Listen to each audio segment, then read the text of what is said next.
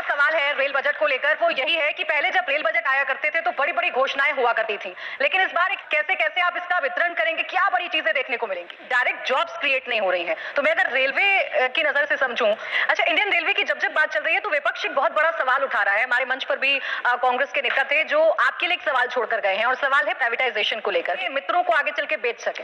अरे वही उनके दिमाग में तो वही पुरानी बातें घूमती रहती है। वो अभी तक जग ही नहीं पाए, सब अभी तक सपने में ही है कि 2014 के बाद में हिंदुस्तान में कितना बड़ा परिवर्तन आया। They are living in some different world. Parliament के फ्लोर पे मेरे से पहले श्री पीयूष गोयल जी बोल चुके हैं, मैं बोल चुका हूँ, रेलवे में पटरी किसकी है? रेलवे की है। ऊपर जो तार है बिजली के वो किसके हैं? रेलवे के। ये it's a strategic sector, it's a sector which is a huge social obligation. कहीं कोई डाउट की बात ही नहीं है, रेलवे के प्राइवेटाइजेशन का कोई क्वेश्चन ही नहीं। का दूसरा पहलू ये भी है कि अच्छी अच्छी जॉब्स भी निकल सकती हैं, लोगों को रोजगार भी मिलेगा जब नए स्टेशन बनेंगे और आप नई नई ट्रेन लेकर आएंगे तो डायरेक्टली रेलवे में ही we are giving job to, we have already given in the last 8 years 3,74,000 jobs railway में दिए जा चुके हैं लास्ट 8 years में। अभी जो रिक्रूटमेंट प्रोसेस चल रहा है उसमें 1,45,000 jobs, huge number, it's a massive number. 1,45,000 लोगों को, applicants were more than 2 crore. But PM साहब का, प्रधानमंत्री जी का देखो ट्रांसपेरेंसी पे कितना सॉलिड फोकस है, कितना लेजर शार्प फोकस है। 2 करोड़ एप्लीकेंट्स ने एग्जाम दिए, कहीं पर भी कोई पेपर लीक नहीं, कहीं कोई कंप्लेंट नहीं, कहीं पे कोई प्रॉब्लम नहीं। इतनी ट्रांसपेरेंसी के साथ पास के राजस्थान में हर दूसरे तीसरे महीने जो भी रिक्रूटमेंट का एग्जाम निकलता है उसमें सबसे पहले पेपर लीक होते हैं, फिर बाद में कहीं किसको पकड़ो क्या। यहाँ एब्सोल्युटली ट्रांसपेरेंटली काम हुआ।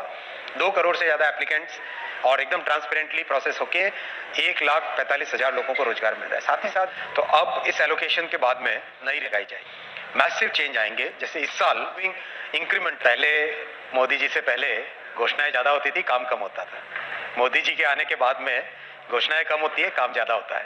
और जो प्रोजेक्ट चालू करते हैं, जो मोदी जी फाउंडेशन स्टोन ले करते हैं, उसी प्रोजेक्ट को इनॉग्रेट भी करते हैं लोकल। तो दोस्तों नमस्कार, स्वागत है आप सभी का। जैसा कि अभी आप लोगों ने एक नया रेलवे मंत्री का बयान देखा, उसमें दोस्तों प्राइवेटाइजेशन के बारे में भी बताया गया था आप लोगों को। इसके अलावा उसमें यह भी बताया गया कि न्यू रिक्रूटमेंट और पुरानी रिक्रूटमेंट की क्या कुछ चल रही है प्रक्रिया। इसी साल न्यू रिक्रूटमेंट, जैसा कि पीएम के द्वारा इंफॉर्मेशन जारी किया गया था काफ़ी दिन पहले जून में ही, कि 10 लाख पदों पर रिक्रूटमेंट प्रक्रिया चल रही है न्यू रिक्रूटमेंट का। आखिर में दोस्तों अब सवाल उठते हैं कि नोटिफिकेशन नए रिक्रूटमेंट का कब आएंगे और कौन कौन से वैकेंसी आने वाले हैं।